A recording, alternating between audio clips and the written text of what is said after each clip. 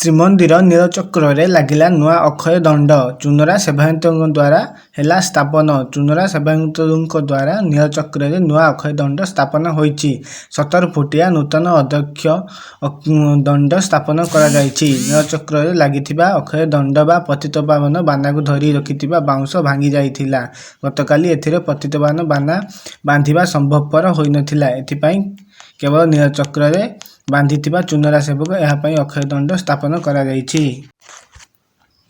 ଆରମ୍ଭ ହୋଇଛି ସିବିଏସ୍ଇ ଦଶମ ଓ ଦ୍ୱାଦଶ ପରୀକ୍ଷା। ପରୀକ୍ଷା ଦେଲେ ପ୍ରାୟ 42 ଲକ୍ଷ ଛାତ୍ରଛାତ୍ରୀ।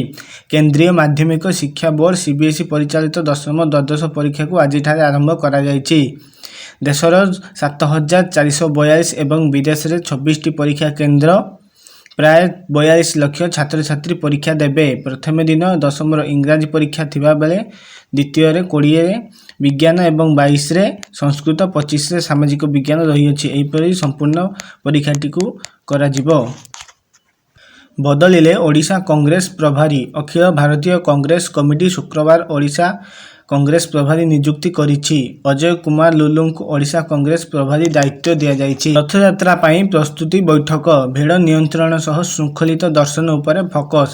ଚଳିତ ବର୍ଷ ଜୁନ୍ 27ରେ ହେବ ବିଶ୍ୱ ପ୍ରସିଦ୍ଧ ରଥଯାତ୍ରା। ରଥଯାତ୍ରାକୁ ଶୃଙ୍ଖଳିତ ଓ ବ୍ୟବସ୍ଥିତ କରିବା ପାଇଁ ଭକ୍ତଙ୍କ ସହ ନିୟନ୍ତ୍ରଣ ପାଇଁ ଭୁବନେଶ୍ୱରରେ ଏକ କ୍ୟାମ୍ପ ଅଫିସରେ ବସିଛି ପ୍ରସ୍ତୁତି ବୈଠକ।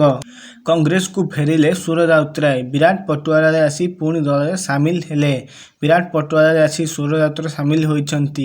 ଏହି ସମୟରେ ସୁର ବେଶ୍ ଭାବବିହ୍ୱଳ ହୋଇପଡ଼ିଥିଲେ। ଆଖିରୁ ଲୁହ ଛଳଛଳ ହୋଇ ଝରିଯାଇଥିଲା। ଗତ ସାଧାରଣ ନିର୍ବାଚନ ବେଳେ ଦଳ ବିରୋଧୀ ହୋଇ 6 ବର୍ଷ ପାଇଁ ବହିଷ୍କୃତ ହୋଇଥିଲେ ସୁର। ଗତକାଲି କଂଗ୍ରେସର ନିଲମ୍ବିତ କିମ୍ବା ବହିଷ୍କୃତ ନେତାଙ୍କ ଉପରୁ ଆଦେଶ ହଟିଥିଲା। ପିସିସି ସଭାପତି ଭକ୍ତଚରଣ ଦାସ ନିଲମ୍ବିତ ବହିଷ୍କୃତ ଆଦେଶକୁ ହଟାଇ ଦେଇଥିଲେ।